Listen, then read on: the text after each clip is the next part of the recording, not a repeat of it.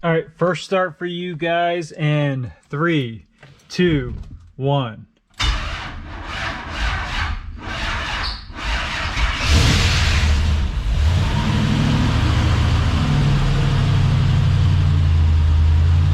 have oil pressure. Everything's looking okay. It actually sounds really good. The starter's a little draggy, but she is alive.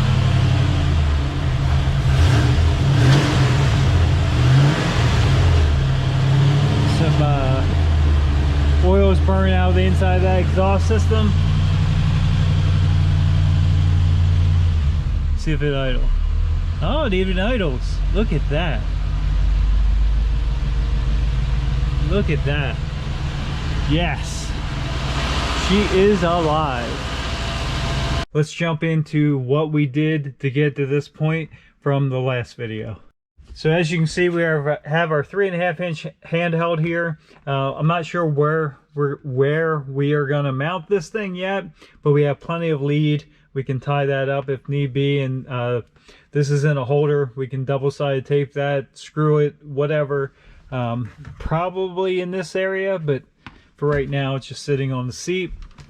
If you shine it, you come over here, the computer is not mounted yet, the Terminator X, but everything is inside, all the relays, fuses, that kind of thing. And if we cycle the key on, you can see the LEDs light up.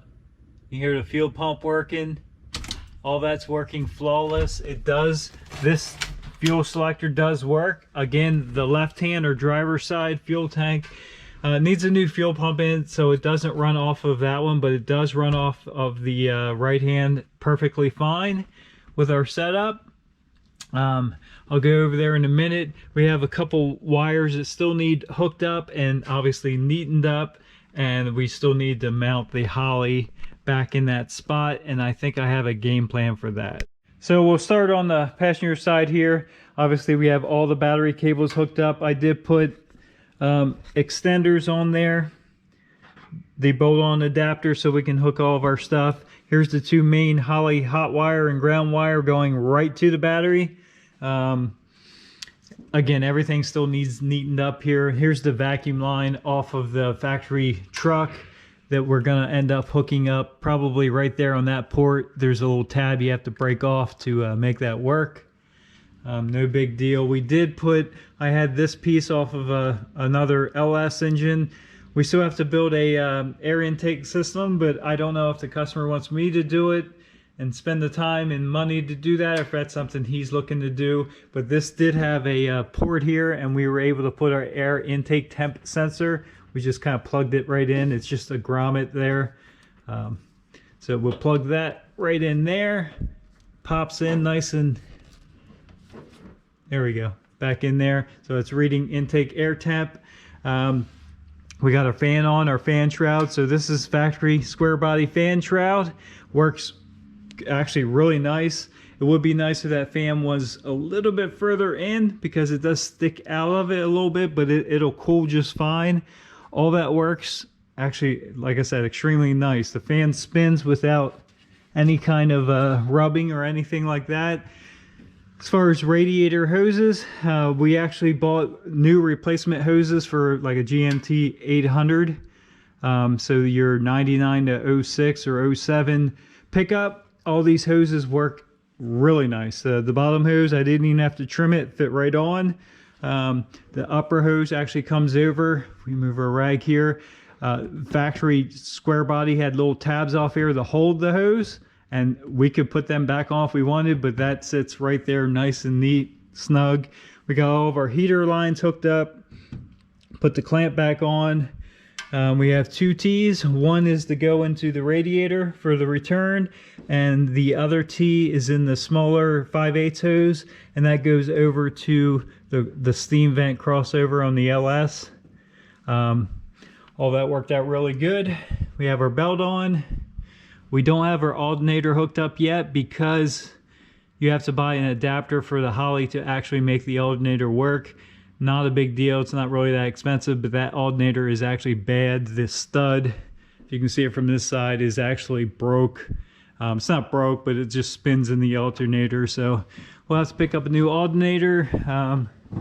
All the wiring goes through that factory hole there in the firewall where that big grommet came out, where all of that mess there was stuffed inside. That's for the factory fuel injected 350 that was in here. So it was a throttle body injection, and we just kind of pulled all that out of the firewall, put all of our Holley stuff in through, and it worked out really well. Now, like I said, we just have to neaten some of this stuff up. Here's our O2 sensor wire. We'll tie all this together. The green wires are fuel pump. I unclipped the factory fuel pump relay that used to mount to the firewall right here. That's up there on the cowl right there. And the plug, it's a gray wire. And if the Holley gives you a power wire, if you're under 15 amp, you can power it directly off that because they have an inline relay already in the Holley harness. So we just kind of stuffed that in there for right now. Again, all this stuff needs finalized. I just wanted to make sure it worked and it actually fired up, which it does. So we'll go back and neaten all this up. We will have to run a hot wire from the battery. Here's the factory one. It's not quite long enough, but we'll have to run it. We'll probably go across or down underneath across the radiator support and back over. It needs a hook to that radiator, or possibly we might run it back up with all the rest of the wires. It needs to go to the back of that alternator to charge the battery, and then there is another power wire on the factory harness that needed to be hooked up. Right now we just have it hooked up to that junction box on the firewall, which gets battery power right off of the starter hot lead. Other than that, we do have this red wire. So we have our two Holley main wires, ground and hot, go directly to the battery. We have our fused link also going directly to the battery.